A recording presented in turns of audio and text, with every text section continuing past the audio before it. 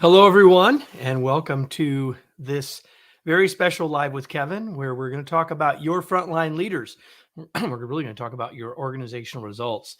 I'm using a word here that is strong.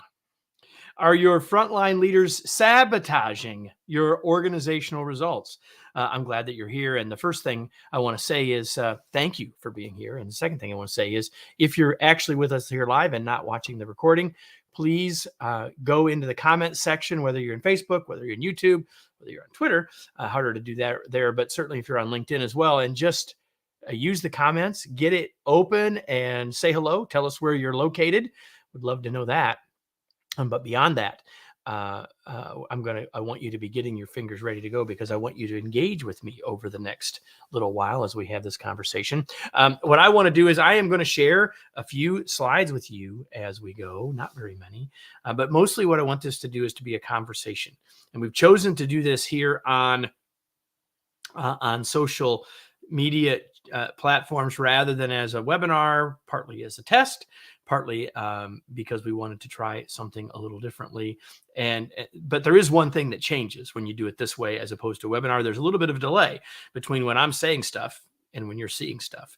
And so I'm going to try to take advantage of that, but also to know that sometimes it maybe feel like I'm filling a little space as I'm waiting for you to respond. So the comments are flowing in. I'll put some of them up here. Where are people located? Let's see. We've got people from, hello, Aaron. We've got people, let's see, people saying hello. Hi, Mark. Good to see you, sir. In Savannah. We've got Saratoga Springs, New York. We've got Richmond, Virginia. I know that person. We've got, let's see. We've got Bosnia-Herzegovina. We've got Fort Myers. We've got Southwestern Michigan. We've got Palo Alto. I'm not getting everybody. We've got Missouri. We've got St. Louis, Missouri. We've got Samuel from Nigeria. Hello, Samuel. We got folks from all over. People from Greece. People from Cincinnati. Bob, I was just on the phone with Bob a little bit ago, and he said he'd be there. Bob, we were right. There's more than just you and me here. Listen, I'm so glad you're all here. Continue to put those in, and I'll try to share some more of those as we go. Again, are our frontline leaders sabotaging our organizational results? Here's the thing. You're here either because you already know that they are, or you're wondering if they are, or you think this is a strange question and you're just curious by that. So whichever one of those it is, I'm glad that you're here. So when you think about the barriers to your organization results, again, you either already know that leadership is a root cause, or you wonder if leadership is a root cause. And that's really kind of where I'm expecting or thinking that you're coming from as you arrive. So I think it's worth us talking about those things. Now, I know we've got a few people here that I know well, and we got people now showing us from India, and people sharing their profiles. If you're on LinkedIn and you want to, if you're wanting to share trade, feel free to do that. But here's what I know. I know that not all of you know who I am. So let me just take just 1 second to talk about that just very briefly. And then, because you may say, like, why Kevin here? And so let's talk about that just for a second. So I've written or co-written a whole bunch of books. I've been doing this work with leaders, helping leaders grow and organizations improve their results for over 30 years. I started the company that I now have the honor of leading almost 30 years ago. I live in Indianapolis. That's where I'm at this morning. I've done all sorts of things to help organizations, teams, and individuals get better, more effective. And that book, second one on the list up there and up in the top corner, you'll see From Bud to Boss is really sort of where we're coming from today. This idea of the new and frontline leader and their role in making things either work or perhaps not. And the most important thing probably to read on this slide, and then I'll get rid of it, is that every day I'm leading a team too. So I'm not just talking about this stuff. I'm not just sort of sharing what I think about this stuff, but it's also what I've learned from doing this stuff for a very long time. And some of our team is here, and they may say, Kevin's not doing this very well, and feel free to reach out to them if you have a comment or thought as well. So I have a couple of questions for you before we go on. I said I wanted your input, and I love that you're telling us where you're from, but now I really want your input in terms of a couple of questions. And here's the first one. And by the way, before I ask these questions, a couple things are going to happen. I'm going to ask you a couple of questions. I'm going to share a few things with you. And then when we're done, I'm going to stay and answer any other questions that you have, either related to this session or not. My calendar is blocked for a while, so I don't have a need to leave at an immediate time. So if you've got questions for me that you want to ask about something else or this related, feel free to put those in there. We'll make sure we answer those as we go. If you want to save them till the end, you can do that, or you can ask anything along the way. But I have a couple of questions for you. Here's the first question. What are your current biggest organizational problems? Now, I know that you may not want to share that with the entire world, but if you are willing to share, certainly in some general sorts of ways, I would love to know what's going on in your organization. When you read about a session called, "Are your frontline leaders sabotaging your organizational results?" you probably have some challenges with your organizational results. And I'm just curious what some of those might be. And if you're willing to share some of those, I'm guessing you won't be alone in having those concerns or challenges. So if you're willing to share, I would be honored if you will do that. I'll give you a second to think about that and to share if you would. And while you're doing that, I'll share where some other people are from. We got folks also from Bangladesh and the UK and South Carolina and Wisconsin, more from Bangladesh. So what are your biggest, I'll put that back up there, what are your biggest organizational challenges or problems? Like, what are the issues that you're facing currently? Anyone willing to share?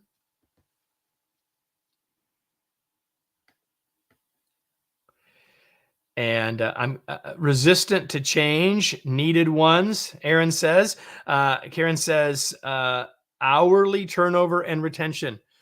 And you can just put the names of these people in. If you want to say, yep, I'm with Karen, I'm with Aaron, I'm with Jamie, who says holding people accountable for their duties and metrics. We are suffering because we can't have real conversations. Retention, another person is saying, a lack of visibility and an effective sponsor for change. Back to change again.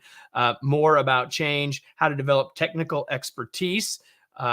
Let's talk change management, turnover, new leaders in general. Thank you, Barbara. Accountability to themselves and to each other. Lack of alignment between strategic and tactical planning and tracking and even prioritizing, I'm sure, as well. Dave is saying that difficult conversations. And I'm guessing, Dave, you're saying that for leaders, that leaders aren't confident to have those difficult conversations that they may need to have. And perhaps as a new or frontline leader, they've never been equipped to have, or they're afraid to have with their team members and former friends or, former colleagues. Scott says, we've always done it this way. Scott, this will not be a surprise to you. You are not the only person who's ever heard that in their organization. I promise that is true. That's kind of the human condition there. But the question is, how do we get past that, right? Denise says, feeling that they need to do everything themselves, that as leaders, the need to delegate and hold staff accountable. Everyone wants to be friends rather than leaders. And Denise, that's sort of one end of the spectrum where we often find folks. The other end is sort of like, and I was talking to a organization about this yesterday, sort of disconnecting because I'm past that now. So like they either want to really be a friend or they're trying to disconnect so much as to become separate. And that doesn't help either. Aaron says moving people up to leadership positions without effectively onboard or training them from the lower position. Never heard that before either, Aaron. And now some of your questions are heading to my next question for you. So continue. If you're typing, please continue. So I asked you this question, and now I want to ask you this question. Some of you are answering this one now as well, which is, what are your biggest leadership challenges? I've heard now, we've already heard about the the challenge of people having difficult conversations, the people of dealing with the relationship changes, or not wanting to deal with the relationship changes, and some of those things. Are there other issues around leadership challenges that you would want to share? And I'm going to leave the question up there a little longer and just read some of the responses. Sarah says, frontline leaders are not supported, so they shy away from holding their people accountable. Yeah, right. And so now Aaron and others are having a conversation. Aaron and Barbara are having a conversation here. The expectation of knowledge of the role is still a priority for sure. Accountability in frontline leaders. Hi, Amy. Good to see you. Accountability. We've heard that multiple times already. Making those great doers. Oh, I love this. Making those great doers into management with minimal training, mentorship, support. So, Jamie, tell me if I'm right. What you're saying is we take the best accountant, make them the accounting manager. We take the best person on the shop floor and make them the supervisor. We take the best salesperson and make them the sales manager. They're great doers, so we want to promote them. And so we do that, but then we don't give them any support so they can be successful. Am I heading in the right direction there, Jamie? Natasha says there's too much top-down communication. Let's be clear about this. As frontline leaders, we're leaders in the middle, which means that we are responsible for communicating stuff downward. We are the face and voice of the organization to the team, but we also need to be better at, get good at, recognize the need to be the communication conduit upward, being the face and voice of our team to the organization. And Jamie said, I got it. Thank you, Jamie. And would you like to speak about accounting firm or organization? I know that's other topics just requesting. So yeah, so I mean, here's the thing that I would say, Abdul, and that is that we've had the good fortune to work with clients around the world, leaders around the world, 53 countries the last time I checked, and we've had the chance to work in all sorts of industries. And what I find is that people will often say, well, we're different because we're accounting. We're different because we're a law firm. We're different because we're in academia. We're different because we have engineers. And while there are subtle differences and those differences are real, they are not as big of differences as we might think. So we're not going to talk about any one of those specifically. Understanding the difference between being a leader and a manager, boy, that's a whole live that we could do. So I just say, if you all would like me to do something on that topic in the future specifically, just say so in the chat, and we'll if you vote with your fingers, then perhaps we'll do that, because I completely agree with that. Although I'm not sure my difference I'm not sure that my difference would be the same as what others would say. There's no doubt that there's difference, and so would love to have that conversation with folks down the road. So I've asked you two questions. I've asked you about, let me go back so I can show you both. I've asked you, what are your biggest organizational challenges, organizational problems? And you shared a bunch of things. And then I said, what are the biggest challenges for your leaders? And what I want to do now is to connect the dots between them, if I may. And let me do it this way. So I think that there are a bunch of areas where we have challenges in our organizations where leadership is the root cause. And I want you to note how many of these lists on this list that I prepared ahead of time, clearly, are the things that you all told me, right? How many times do we hear accountability from all of you? Engagement would be in there. If there's too much conflict, part of the challenge is the leader. If there's a lack of accountability and or engagement, that's a leadership root cause. If there's poor communication, either up or down or across the team, that's a leadership root cause, at least one of the root causes. If there are challenges with productivity and getting the work done, has a leadership component. If there is excessive turnover, which is the opposite of retaining people, which we heard from you all, that's our leadership root cause. And then anything related to our culture. While everyone, I believe, has a responsibility for culture, there's a huge piece of this that belongs to the leader.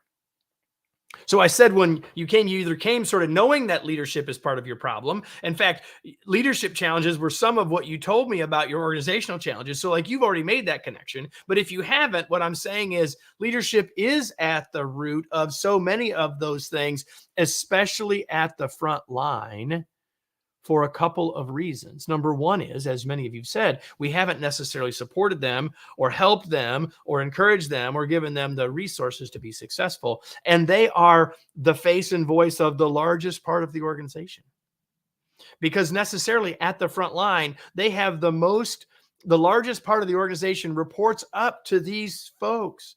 So if they're not leading effectively, all of these things will start to show up, all of which are issues related to our organizational results, which means the question of, are your frontline leaders sabotaging your organizational results? And I would say, if your organizational results are not what you really want, the answer is affirmative. Yes, the answer is yes. So let me get some of the comments out here, and then I will. So you're getting more stuff. Oh, you all are agreeing with my comments about not trying to control, letting the team members fly. Conflict is huge. Do manage, lead, transform, and when to leverage each. Yep. And so communication is a key to every relationship in life, and leadership, Denise, I'm sure you would agree, is a relationship business in part, right? So there's no doubt about that. And again, people agreeing with poor communication is key. The real situation is never communicated to the front line or to the folks. And so let's, if you now agree with me at some level that we are sabotaging our results because of what we're doing or not doing, most likely not doing, to our frontline leaders, then I think we should talk about stopping the sabotage. How about that? So what I'm going to do is share with you. Yeah. So before I do that, perfect. Can I define frontline leaders? Yeah. So here's our definition of frontline leaders. Anyone who is, oftentimes they're called supervisors. They are the people that are leading the people doing the work, right? They are the people leading people in customer service, frontline sales teams, the folks on the factory floor, the folks doing the work at the front line. They're either customer facing or product facing. So when I think of frontline leaders, they are the first level of leaders in your organization. And so, this conversation is really about those people, whether they're brand new and have just transitioned, as some of the conversation here has been about, or whether they are folks that have been in the role for a while, but they moved from being an individual contributor to being a front line, first level, another phrase that sometimes people use as well. Okay, so hopefully that's helpful.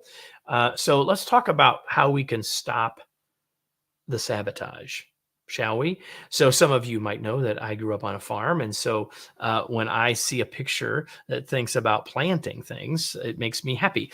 So let me make that a little bit bigger for you. I think there are 5 things that we can do to stop the sabotage. At the sabotage that's happening, let's be clear, largely unintentionally. When we think about that word sabotage, we often think about someone doing something on purpose to mess something up. That's not what's happening here. For the largest percentage of the situations, your frontline leaders are trying to do good work, doing the best they can, doing the best with what they've been given, and really trying to do well. And in fact, in some cases, are doing what they think is right. It just has unintended consequences, right? So how do we stop the sabotage? First thing is we got to do a better job of selection. And this does not necessarily mean that we can't take the best doers, but it does mean we got to help them be better prepared when they make that transition. But it's also to recognize that sometimes it isn't necessarily the person who is the best at the role that will necessarily, at least to start with, be the best as a leader. So I think we can think differently and more carefully about selection, who we put into these roles. And I think that there's room for us to get better there. The second thing is, and I'm gonna talk about all 5 of these, and you can start to say just be thinking about which of these are the gaps for you, and it may be more than one. right? In your organization, which are the things that are causing the biggest challenge for you? Is it who we're selecting and how we're selecting? Is it setting clear expectations? Now, lots of organizations have worked in the past number of years to create leadership competencies. Here's what we're looking for from our leaders. I'm all about that. We've helped organizations do that. That is fantastic. And that's a part of expectations. But expectations are also the very specific tactical stuff that we're asking of these new leaders when they get promoted.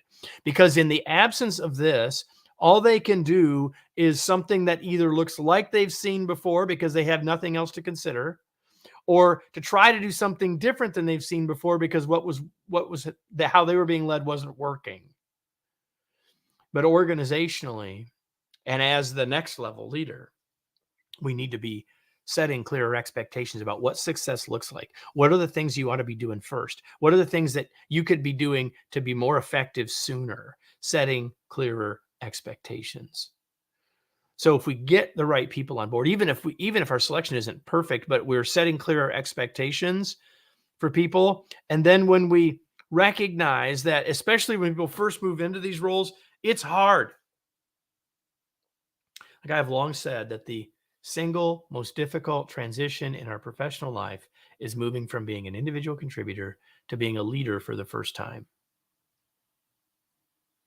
And if you've got brand new frontline leaders, brand new supervisors, they need some encouragement, because here's likely where they're at. They are both excited about the promotion and they're scared about what it looks like. And they don't really know what to do. And they were super successful in the last role. That's why they got promoted. And yet now they're struggling. They need encouragement. They need more encouragement than they're likely getting. So select the right people, set clearer expectations so they know what they're shooting for as a leader, encourage them on their path to get there. And then are we developing them? Are we giving them the skills? Are we giving them the coaching? Are we giving them the training, if that might look like? Are they getting learning opportunities and development to get better? And for many of us, we need to do that sooner. Now, if you've got frontline leaders been there a long time and we haven't done that development step, we can still always do it. And it can always help. But if we've got an ongoing process and we can do it sooner, that's to our advantage. Had a conversation with someone this morning that said, when do we start this conversation? Do we start it before people get, do we give people some skills before they get promoted? And I'd say some cases that's the right answer. Depends on the nature in your organization. Some people, especially in manufacturing kinds of roles, are working up as supervisors, like when other people are gone and their people are in lead roles where they have some leadership responsibilities, but they're not really the supervisor. Like, we can do development for people then, but we can also do development as soon as people get promoted. There's advantages to that. But the sooner we do this development, the better off we will be. And then the S in seeds, we want to plant the seeds for more effective frontline leadership. The last one is to support them. So you could say, well, development and support go together. And I would simply say that support is the ongoing process. Think of development in some ways as an event or as something that happens. You might call that the training component. But we have long said that training is an event, learning is a process. And so then that's worth thinking about. So selection, expectations, encouragement, development, and support. And I want to spend a few more minutes on the one of those that we might be able to most help you with, if I can get my slides to move, which is development. Right? Like we have certainly helped organizations with all 5 of these things, but as a partner to come alongside you, it's most often it's in the D or perhaps in the S where we end up helping the most. And so that's where I want to spend a few minutes. If at this point you're saying, okay, we've got challenges with our organization results, and I've convinced you or reinforced to you or reminded you that in fact, our frontline leaders are one of the root causes of some of those things. And so as a root cause, if we can make those folks more effective. If we can help those people grow, if we can set clear expectations, encourage, develop, and support them once they've been selected, if we can do that, then we can improve our organization results, and probably faster than we might realize. If you're with me on that, then the question is, what tools might you have? And I think there are 4 ways that we might be able to help you. So I'm going to give you, first of all, I'm going to give you some free tools. The next slide will be your favorite slide, I'm confident. I want to talk very briefly about our Bud to Boss workshops, our Bud to Boss certification and licensing, and then ways that we might be able to do a consultation with you. And I probably should have put the word free in front of that, at least initially, a chance for free consultation. And then, of course, I'm going to go through these 4 things, and I'm going to answer any other questions, talk about whatever all you want to talk about before we go. So first of all, and I think some of folks in our team are going to put these links in the comments so you can click on them directly or have them. I'm also going to give you a way in a minute to get access to these slides.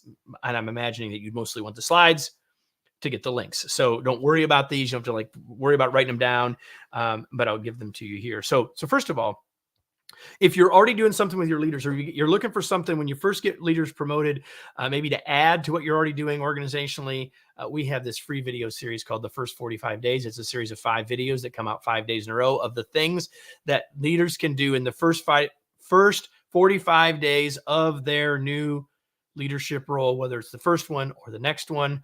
And you can go to kevinigberry.com/45 days. Pretty straightforward. The second one is, some of you are watching on YouTube. And if you're watching later, you may very well be watching on YouTube, and you may actually be watching it from this channel, which is awesome, right? But if you're not there or you want to go there, we have a ton of content on the Bud to Boss YouTube channel, all free, that you can use for yourself, that you can find the pieces that would be most useful to add into the training that you're doing for your folks, or that you would want to just you're coaching an individual, supporting an individual leader, and they're having a challenge here. Maybe you can find there. We've got a whole series of videos that we call You've Got Questions, We've Got Answers. So they're questions that new leaders have asked us that we've answered over time. We have a newsletter that comes out every week called Unleashing Your Remarkable Potential, which is all about helping leaders continue to grow themselves, leaders at all levels. And you can go to the newsletters link to sign up for that. All this is free. And of course, our blog, where there are, at last count, over 4,300 blog posts, videos, articles, and more, many of which directly relate to the needs of new and frontline leaders. Okay, so some free stuff that we can give you, and we're getting those things linked for you in the chat, which is awesome. We also do the Bud to Boss workshop, which is based on the book From Bud to Boss, which you see up there in the corner. The book has been around for a long time, and we've been doing workshops and continue to improve the Bud to Boss workshop for a very long time. We started doing the workshop in 2009, not 19, and have continued to improve it over time. The book came a couple of years after the workshops began. We offer these both virtually and in person. We can do them in your organization, in-house, like I'm going to be next week, on site for the client, or we can do them for your organization, just for your organization, and do them virtually. But we also do them in a public session where people come from all over. You've got 1 or 2 leaders you want to send. We can work to get them into. Currently, the next one of those sessions starts, that's available, that's not full, is in October. And that's a virtual session, and it's 2 sessions on 3 successive Mondays is when that is, the 9th through the 23rd. The link to sign up for that or learn more about those workshops is there. We can also customize this for your organization. You may say, hey, we've got some stuff, Kevin, but we need some more stuff. We need some different stuff. We need to add on to what we're doing, and we work with clients all the time to customize stuff for them. Okay, cool. Thank you, Dave, for that. Now, you may say, well, Kevin, we've got our own trainers. We really would like to make this our own. And we don't really want to send people. We want to make this part of our process, to which we say, fantastic. So why don't you send a trainer or trainers to get certified from us? So then you can then license the materials and teach it internally. You don't need us. You have got your own resources. You want to do it that way. Well, fantastic. You can certify a trainer or trainers, and that is a 3-day process, which includes practice and feedback. It also has some prep time involved before that, and we've got 2 of those upcoming. one in August and one in November. You see the dates there. Those are both in Indianapolis, where you will come together with other future Bud DeVos trainers to learn together, to practice together, and to leave with a level of confidence and with all of the facilitation materials you need to be successful, including video of some of the content so that you don't have to do all of the heavy lifting and that you can focus on being more of the facilitator of the learning rather than having to teach every last bit of the content. You would leave being able to facilitate 2 days of workshops. As we said, 6 modules, about 2 hours each. You can break them up. You can do them all together, however works best in your organization. Okay. And the links for that are there as well. And again, if we'll get you the way to get all these links here in a few minutes. Certification. So what happens here is you get certified or your trainers get certified, and then you simply pay a licensing fee for the materials per participant moving forward. It's a way to keep us all clear around the IP and to help you be more effective in delivering content for your leaders. Okay. And then the other thing, which starts out as being free, like you say, okay, Kevin, I'm not sure where we fit with this, or we're doing some stuff already, or we know that we have some challenges with our organization results, and we're not exactly sure which pieces we might want or need, or what could you do to help us? Where should we start for our new or frontline leaders? You can have a consultation with us. And so and we can answer any questions for you. So this isn't going to cost you anything at all. You just go to info@kevineichenberry.com, send an email there and say, we'd like to have a conversation, and we'll be in touch. Help set up that free consult with you to help you share your specific concerns and to help you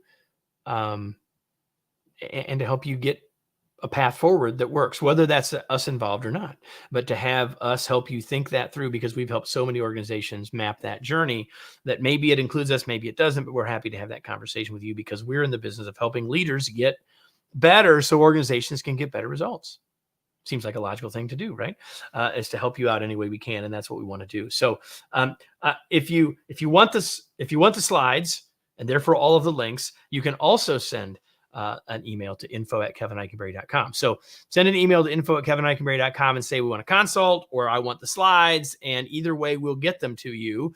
And by all means, let me go backward here. Make sure that you take a look at this 45-day video series, whether you want to take a look at that for yourself or point some of your leaders to it. It's a simple way to give them something real and actionable right away. So there's all I'm going to say about all this. And I'm just going to say, does anyone have any questions? I'm here to answer any questions. I've got a little time. Any questions about any of the stuff we've talked about, or any questions about anything else? This is kind of ask Kevin anything, I suppose. And so I will hang out here. I know that we'll take a minute for you to hear that and to pose your question, but I'm here to answer any questions that you might have and help you in any way that you can.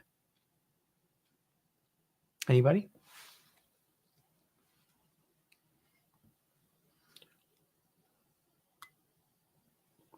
If you are, so you might have questions about how do I connect the dots between the results and our frontline leaders? Like, you may be on board with me, but need to teach or share or explore that with others in your organization. Happy to help you think about that. Help you to talk about any of the specific things we talked about, maybe a specific challenge that your leaders are finding. I'm sitting and I'm ready. So let's do it. So Aaron asks, I haven't read it yet. Here we go. Do you provide insights to those dealing with leadership that are intentionally toxic? Well, here's the thing. There's a lot more I'd want to know about that question, Aaron, but I'll answer it on the surface. Yeah, Bob, the next one is, can you repost the email address? And someone put it in the chat for us, info@kevineichenberry.com. If someone put that in the chat as well, so it'll be linkable for people, info@kevineichenberry.com. So, Aaron, if you have leaders who are intentionally toxic, first of all, we'd have to define what we mean by toxic, because in my experience, There may be people that are doing things intentionally that end up being what we might call toxic, but it's more often than not an unintended consequence. If someone is actively, intentionally, consciously trying to sabotage the organization, and we know that that's really the case, I would have to ask, why are they still here? Um, I'm much more likely to want to understand what's going on with them and why first, right? And not jump to these people are intentionally trying to sabotage or be toxic. So the very first thing is, what do we mean by toxic? And Aaron, you don't have to share that in this forum if you don't want. But what do we mean by toxic? What are the behaviors? And the question then would be, do people realize that those behaviors are having those outcomes? Because I think more often than not, that's the situation. If those behaviors are on purpose and they know that they're creating those issues, then I really think they should be removed. They are really truly hurting our organization. But I think more often they're either doing it because it's a blind spot, or they're doing something and the outcome is toxic and they weren't aware of it. Like I wrote something the other day and actually recorded something for a remarkable TV episode that'll come out in a few weeks. Yesterday, actually, it may come out next week. I don't remember exactly. It'll come out soon. That talks about, like, how do we deal with folks who are being negative? And one of the things is, I think oftentimes they're not even aware that their negativity is impacting others. Like, sometimes it's that, and sometimes it's I'm not being negative. I'm stating the facts. We have these problems. We have these challenges. And so we have to help people unpack all of that. And I think that there's what I've got for you right now. And Aaron, it sounds like maybe that was useful. So I'm glad it was. Cool. Hurt people, dig for the why. So Dave, you and I, or at least I know that I am not a psychologist, right? I have stated a Holiday Inn Express, if you know the old commercials. So I know something about this, but I'm not an expert in this area. And that is critical to realize that we sometimes do stuff based on what's going on in our lives, which isn't necessarily meant to be, often unintentional. So try to understand what's really going on. And here's the other thing. We all behave in ways that make sense based on how we see the world. So sometimes the way our folks are seeing the world isn't right. Like, so for example, like trying to remain friends with our team members. You guys mentioned it earlier. Like, if we've been down the path, we know that that might not be exactly what we want to do, or could cause unintentional challenges. But to them, it makes total sense based on how they see the world. So we have to help them see the world in a new way so they can make an adjustment. By the way, this does not mean that we can't be friends with our team members. It just means we can't try to make friends. Like, we have to say that if we're now leading our friends, it's going to be different. It doesn't mean we can't be friends anymore, but it's going to have to be different. And until people see the need for it to be different, why would they change it? Right. And thank you, Mark. So the article just came out, 5 ways to deal with negative employees. Actually, 2 things. That article came out today. I wrote it a couple of days ago, but there's also a video that is related to that that's coming out in a little bit as well. So thank you, Mark, for that, and for for now you all inside baseball that Kevin doesn't know what he does when it's necessarily coming out. Although I certainly knew that was coming out today. So thank you for that, Mark. Other questions, other thoughts that you want to ask me about while you have me live and free. Anybody? Anything at all? And I know there's a delay. So if you don't have a question and you choose to not stay, or you're tired of waiting for me to fill time while a question comes in, given the delay, I want to thank you for having been here very much. I hope that you will, if the slides would be helpful for you and your organization, if you want just to have those links, any of those links, the free ones or otherwise, just send an email to info@kevineichenberry.com. We'll get those to you. Make sure that you try out the 45-day free video series, kevineichenberry.com/45 days. We're just so glad that you've been here. And again, I'll stay for a couple more minutes if anyone has another question for me.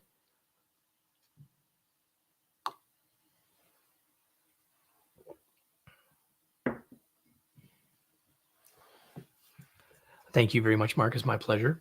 And looking forward to our hopefully conversations in the next few weeks.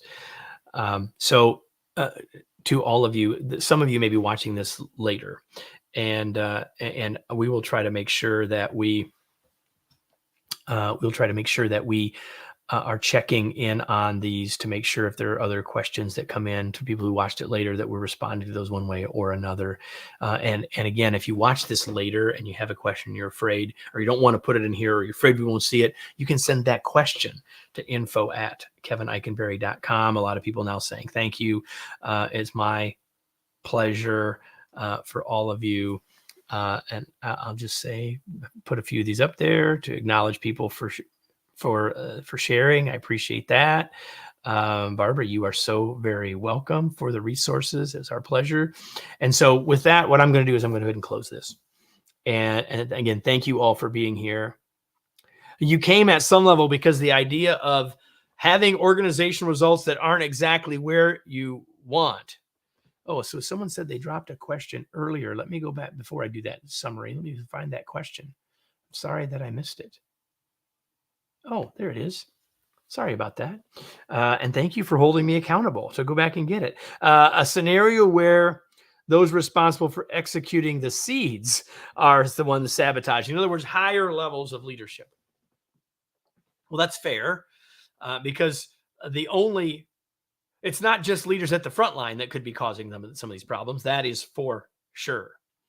And I think the short answer to that is to do kind of what I did here. And if you, maybe you can use the slides to help you, but what you really need to do is to help because those leaders aren't likely trying to sabotage either. It's the things that they're doing. It's the things that they're focusing on, the things that they're prioritizing that are leading to the unintended results of reduced productivity and more conflict and poorer communication, et cetera, et cetera. So I would start by not judging those folks. That'd be the first thing I would do. And then I would probably try to have a conversation with them, much like I had a conversation with you, to say, what are our biggest challenges? And how are we as leaders encouraging those or reinforcing those or creating those challenges? And not asking it in an accusatory way, but in a way of simply, if this is happening, what do we need to do? What can we do? It's really about holding us as leaders accountable for what we're doing and how it's having an impact on our results. Because if we as leaders at any level are not ultimately happy with our organization results, one of the most important things we can do is to look in the mirror and say, what part of this is ours? So Thomas, and my comment to you would be, help hold up the mirror to those more senior leaders with grace and tact, not judgment, not pointing fingers, but simply saying, what do we need to do? What can we do so that we can see better or more clearly how what we're doing is having an impact that likely was unintended? That would be my thought about that. So that's much more of a coaching, sort of facilitated conversation than it is you need to straighten up and fly right kind of thing. So now let me close again. Thank you again for taking me back to that question. And let me close by simply thanking you all again for being here. And let's see, let me do something else. Yeah. With grace. I think that's a really important piece, right? So I want to thank you all again for being here, for all the kind words, for those of you that made comments near the end, for the questions that you shared, for your input, and for being willing to be vulnerable, saying, here are some of the challenges that our organizations are facing. It is my hope that this was useful to you as you think about how we can help our frontline leaders, maybe select a little better or with a little more judgment moving forward, to set clearer expectations for them, to encourage them in a really challenging role, and to encourage them to say, you make a big difference as a frontline leader.